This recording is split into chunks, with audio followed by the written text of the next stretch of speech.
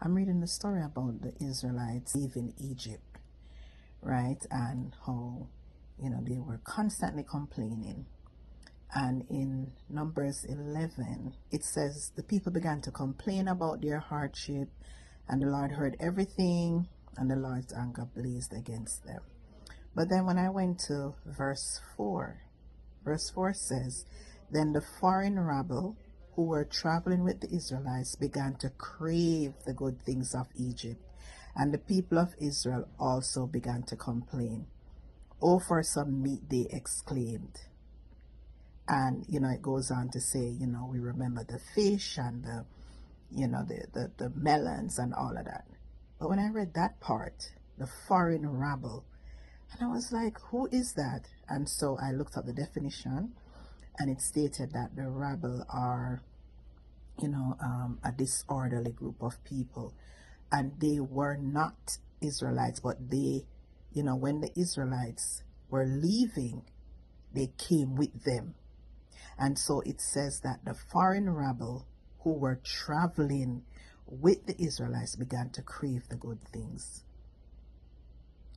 What this is saying to me, that we have to be very careful of the people who are in our circle. And so as we are leaving 2025 and entering into a new year, we must evaluate our circle and the people who are speaking to us, because some voices will not elevate us. Some voices will not be there to push us forward. There are some voices who wants to drag us down and to keep us back. And so, we should evaluate our circle and see whose voice are we listening to, the voices around us. You understand? Are they encouraging and uplifting, or are they murmuring and complaining and longing for the things of old?